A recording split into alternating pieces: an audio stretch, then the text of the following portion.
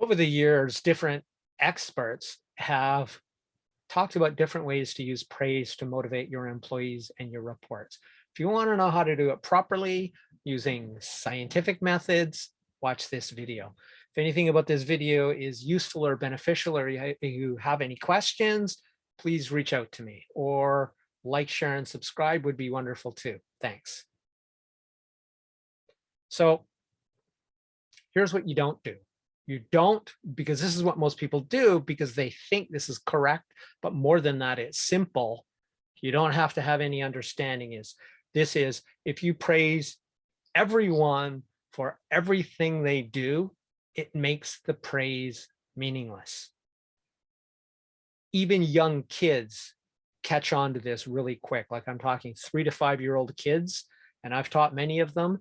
If you always praise them for any effort they do rather than genuine effort, they eventually catch on and get the distinct impression that no matter what they do, they're doing great. And that's just not the truth. And that's really not what you want to reinforce in your employees or your kids. So this is really what it comes down to. What you praise for is genuine effort. That is for them at their skill level, regardless of where it is. If they're a top executive, their skill level, what constitutes effort for your top executives is going to be a hell of a lot higher than what constitutes effort, in my pronunciation, for interns or students fresh out of school. Them just not screwing up might be their maximum effort. So this is based on the effort of the person, and you praise them for that genuine effort. And again, don't confuse that with any effort. Any effort being praised just means it's confusing, and all they know is as long as they're trying a little bit, you'll praise them. That isn't what you want. So genuine effort, what it actually looks like, I've already described it, is that's people striving at the top edge of their ability. Understand that that means that increases the probability of errors or mistakes or failure, but it also drives them to improve. So because you want to reinforce them at the top edge of their effort, at their maximum effort that they can actually still achieve, you can't punish them for trying hard and then not necessarily getting the results, or trying hard, making mistakes, or failing at something. So it's a cost benefit, but the bottom line is by giving them that high standard, they will get better and better all the time. However, you can't make them feel unsafe, because if they feel punished because they tried hard to do better and then something went wrong, then they'll stop trying hard to do better. So you'll reinforce the wrong thing, and you'll undermine what psychological safety is, which is the safety to make mistakes or errors or anything like that. Being punished for that will cause them to stop doing that, and that will really compromise the effectiveness and the quality of the ideas and the performance of your team.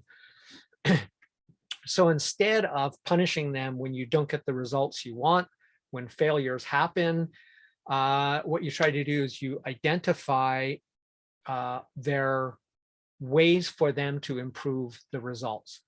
That is, how can we fix this thing outside of you? Not how can we fix you? How can we fix this thing to get better results? And try to do it as immediately as possible and in private. It must be private, and it must be as immediately following the error, the mistake, the failure as is absolutely possible.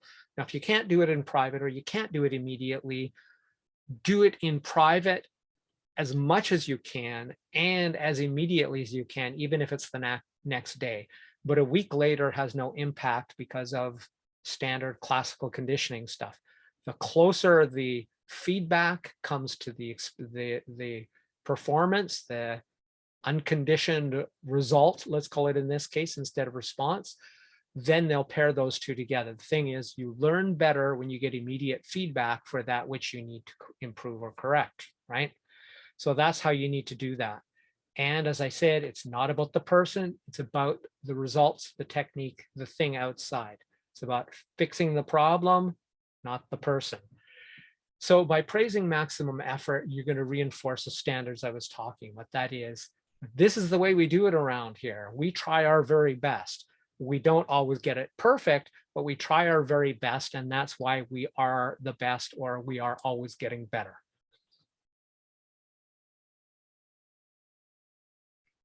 So again, this means you can't punish for less than perfect results at that new higher level. They have to feel safe to be able to work at that new higher level, which of course is still superior to where they were before. So a mistake at a higher level is probably as good as praising somebody for everything who never improves on their level. So you pray when you're focusing on praise in their effort, especially, and I love this, I just learned this from a book, makes so much sense, a book called Good Authority that I just finished listening to, and it was talking about especially praise them for effort in trying to strengthen weaknesses for roles they must do. Okay, so if it's something they don't need to do, that another person who's already good at it can just do it instead, you know, keep everybody in their zone of genius as much as you can. But some jobs, there's certain things you have to do, whether you're good at it or not. So give them especially praise for effort on improving their weaknesses that are a necessary part of their job or their role, in addition to genuine effort at the top of their skill.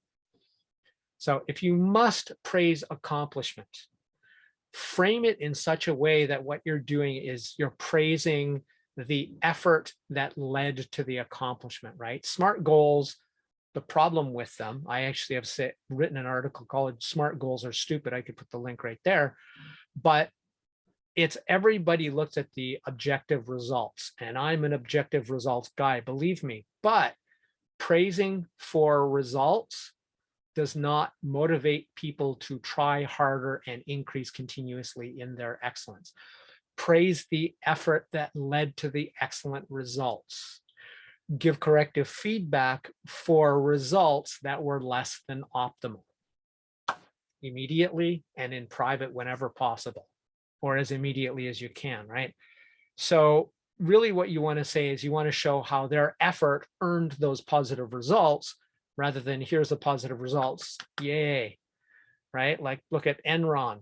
They were sort of positive results, but they were not really come about in a good way. That's the kind of crappy things you get when you praise only results. If you praise people for their effort, they take pride in their work and they get better.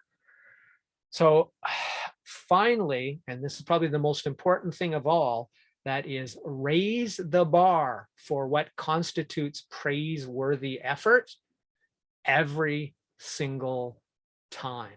Now, this might be 0.1% better than yesterday, but it is better. So when they are performing, or not performing, when they're putting in, yes, performing in terms of effort, when they are performing at their maximum effort for them, which will continuously raise naturally, especially if you reinforce it that way, what they did well yesterday at that level, if they do the same level today, that's not praiseworthy. It needs to be at least a little bit more. They need to be striving at the top edge of their effort. Of course, people have lower energy or higher energy days. So if they are trying their genuinely the best they can do that day, and that is a maximum effort for them, fine, praise them for that. But as a general rule, you praise them, you raise the bar for what is praiseworthy, will raise the bar for the results, the effort they put in, and therefore the results you will get out of them. Praising for the effort and the increasing effort and increasing skill by raising that bar. So I talked in the beginning about the cost. So now the cost of praising everybody for everything and very little effort, 8th place trophies and all that nonsense. I will put a link here about this, and it's about how they used to think, mistakenly, because they did literally get the causation backwards, that self-esteem caused success. Turns out that success causes self-esteem. So that's what happens. That's what happened with generation Y and Z. and why so many of them are, quite honestly, entitled and expect praise and are very upset. In fact, the research shows that their self-esteem is actually lower than previous generations, not higher, because in the real world, you don't get praised for doing nothing. You get praised for good results or good effort, but the science is now saying you should praise for effort, not result. Effort leads to results, okay? So that's it for Crush It Club 131, how to praise properly. My name is Tim B. Green. Bye for now.